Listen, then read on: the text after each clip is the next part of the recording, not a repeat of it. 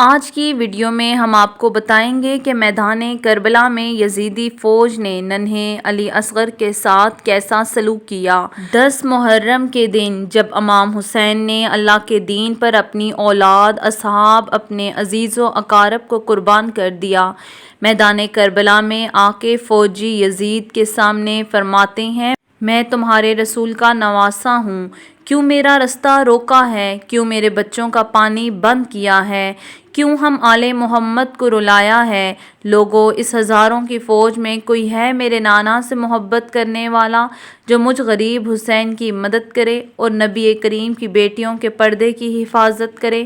امام نے جب جنگ کے میدان میں آ کر دشمنوں کو مقابلے کے لیے للکارا تو بیبیوں کے خیموں سے رونے کی آوازیں بلند ہو گئیں اور امام حسین خیموں کے قریب تشریف لائے، فرمانے لگے، بیبیوں سے کہو کہ رونے کی آواز بلند نہ کریں، ابھی میں زندہ ہوں۔ اتنے میں بی بی زینب زور و قطار رو کر فرماتی ہیں، اے میرے پیارے بھائی، جیسے ہی آپ نے فرمایا کہ ہے کوئی مجھ غریب کی مدد کرنے والا، ہے کوئی رسول اللہ کی بیٹیوں کی حفاظت کرنے والا، علی اصغر نے یہ سنا تو اپنے آپ کو جھولی سے گرا دیا۔ امام حسین کی آنکھیں نم ہوتی ہیں اور فرماتے ہیں، سیدہ رباب کو کہو کہ علی اصغر کو میرے پاس لے آئیں۔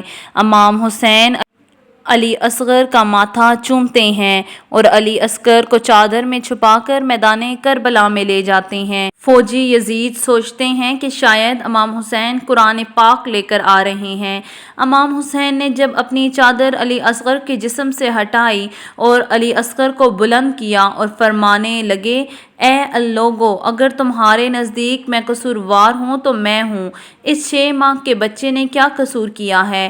3 دن سے پانی نہ پینے کی وجہ سے اس کی ماں کا دودھ خشک ہو گیا ہے، اس کو 2 بوند پانی پلا دو۔ فوج یزید اور زور زور سے ہنسنے لگی اور کہنے لگی، اے حسین، پانی خود پینا چاہتے ہو اور نام بچے کا لیتے ہو؟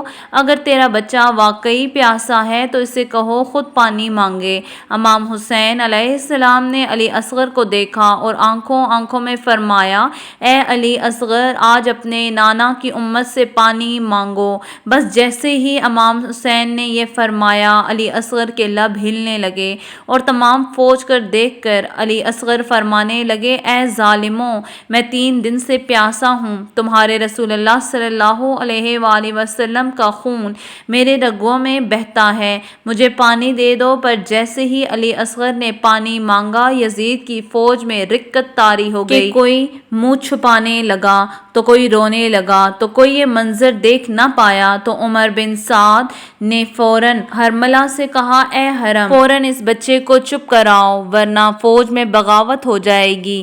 حرملہ فوراً تیر نکالتا ہے اور علی اصغر کا نشانہ لگاتا ہے تو فوراً تیر ہاتھ سے گر جاتا ہے، پھر وہ دوسرا تیر نکالتا ہے، وہ بھی گر جاتا ہے، پھر تیسرا تیر نکالتا ہے، وہ بھی گر جاتا ہے۔ تو اس پر عمر بن سعد نے کہا، اے حرم، تو بڑا ہی بے رحم انسان ہے، یہ بچہ تم سے نہیں مارا جاتا، اس بچے کو مارنا میرے لیے بڑی بات نہیں، لیکن جیسے ہی میں تیر چلاتا ہوں، آگے خیام میں دیکھتا ہوں ایک ماں ہے جو اپنی جھولی پھیلائے مجھے دیکھ رہی ہے۔ عمر بن سعد نے کہا، تم اس بی بی کی طرف نہ دیکھو، بس علی اصغر کو ایسے مارو کہ پورا لشکر یزید کے نام سے کام جائے۔ پھر جیسے ہی کمان سے تیر نکالا، تیر کے 3 منہ تھے، اس نے علی اصغر کا نشانہ لگا کر جیسے ہی تیر چلایا، تیر بڑا تھا، علی اصغر کا گلا چھوٹا تھا، بس تیر کی ایک نوک علی اصغر کے کان میں لگی، ایک نوک علی اصغر کے بازو اور سینے پر لگی اور ایک نوک آپ کی کمر میں لگی۔ تیر اتنا وزنی تھا کہ علی اصغر کو چیر کے امام حسین کے بازو میں لگا۔ علی اصغر مسکرانے لگے۔ امام حسین علیہ السلام نے اپنے بچے کو دیکھا تو آپ کے جسم مبارک سے کچھ ماں کا دودھ نکلا اور کچھ خون نکلا۔ امام حسین نے چاہا کہ وہ خون آسمان کی طرف پھینک دیں تو دیکھا تو آسمان رونے لگا اور کہنے لگا اے حسین اس خون ناحق کو میری طرف نہ پھینکنا ورنہ پانی کی ایک بوند بھی قیامت تک نہیں برسا پاؤں گا۔ امام حسین نے سوچا کہ میں اس خون کو زمین کے حوالے کر دوں۔ زمین تڑپ کر کہنے لگی اے امام حسین اگر اس خون کا ایک قطرہ بھی مجھ پر گرا تو میں قیامت تک اناج نہیں اگاؤں گی۔ امام حسین علیہ السلام نے علی اصغر کے خون کو اپنی داڑھی پر ملا اور اللہ سے مخاطب ہو کر فرمانے لگے اے اللہ گواہ رہنا کہ میں نے تیرے اسلام کے لیے اصغر کو قربان کیا۔ امام حسین علیہ السلام علی اصغر کو اٹھا کر خیمے میں لے آئے۔ جیسے ہی بی بی رباب کے سامنے علی اصغر آئے، بی بی رباب کا رنگ زرد ہو گیا اور فرمانے لگیں اے میرے آقا کیا میرے بچے کے قاتل کی خود کی کوئی اولاد نہیں؟ امام حسین نے بی بی رباب کو سنبھالا اور فرمایا عنقریب سب کی لاشوں کے ساتھ بے حرمتی کی جائے گی، آؤ علی اصغر کی قبر بنا لیتے ہیں۔ امام حسین خیموں کے پیچھے ذوالفقار سے علی اصغر کی قبر کھودتے ہیں۔ بی بی رباب اور امام حسین علیہ السلام علی اصغر کی تدفین کرتے ہیں۔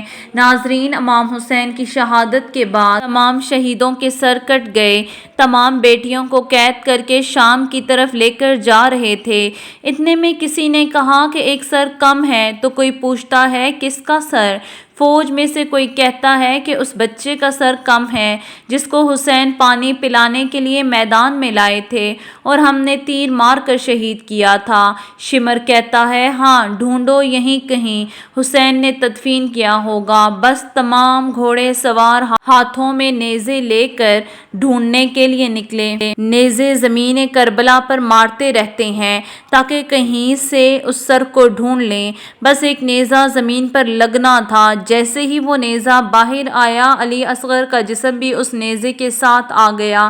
یہ منظر دیکھ کر فوج یزید زور زور سے ہنسنے لگی اور کہنے لگی اس کا بھی سر کاٹو اور جسم کا یہی حصہ پھینک دو۔ علی اصغر کا سر کاٹ دیا گیا اور جسم مبارک کو زمین کربلا پر پھینکا گیا، پر جیسے ہی علی اصغر کے جسم مبارک کو دور سے بی بی رباب نے دیکھا تو اللہ کے رسول سے مخاطب ہو کر فرمانے لگیں یا رسول اللہ صلی اللہ علیہ وآلہ وسلم آپ کی امت نے ہم پہ کیا ظلم کیا، لیکن اسلام کی بقا کے لیے ہمیں ہر تکلیف منظور ہے، مگر جب تک یہ رباب زندہ رہے گی نہ ٹھنڈا پانی پیے گی نہ کبھی سائے میں بیٹھے گی۔